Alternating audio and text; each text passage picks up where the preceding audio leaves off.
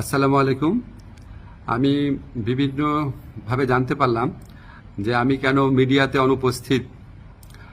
এটা নিয়ে সোশ্যাল মিডিয়াতে বিশেষ করে বিভিন্ন জল্পনা কল্পনা হচ্ছে এবং কেউ কেউ এই ধরনের আজগুবি কথাও বলছেন যে আমি নাকি বিদেশে চলে যাচ্ছি। আমি সবাইকে আশ্বস্ত করতে চাই যে এই ধরনের কোনো পরিকল্পনা এমনকি চিন্তাও আমার মাথায় নাই, প্রশ্নই আসে না।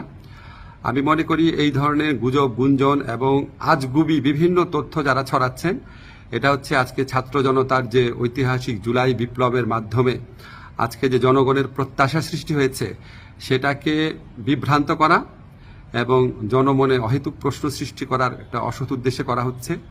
আপনারা কেউ বিভ্রান্ত হবেন না। আমি কয়েকদিন আগেও পত্রিকাতে ইন্টারভিউ দিয়েছি, তবে এটা ঠিক আমি একটু মিডিয়াতে কম আসছি কারণ আমার অনেক কাজ এবং আমার কাছে মনে হয়েছে যদি আমার কার্যক্রমে যদি কোনো অগ্রগতি হয় সেটা আমি জানাবো। অহেতুক এখন তো আমি আর টক শোয়ের মানুষ না, এখন আমাকে কাজ করতে হবে, কাজটাতে বেশি কনসেন্ট্রেট করতে হবে। তো আমার প্রবাসী কল্যাণ মন্ত্রণালয় এবং আইন মন্ত্রণালয় দুই ক্ষেত্রেই কিছু অগ্রগতি হচ্ছে।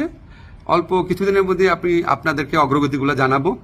আর এই ধরনের গুজব গুঞ্জন যারা রটাচ্ছে তাদেরকে আমি অনুরোধ করব মিনিমাম ইনভেস্টিগেশন করে তারপরে এগুলি বলেন, না হলে মানুষ তো আপনাদেরকে মিথ্যাবাদী ভাববে, ঠিক না?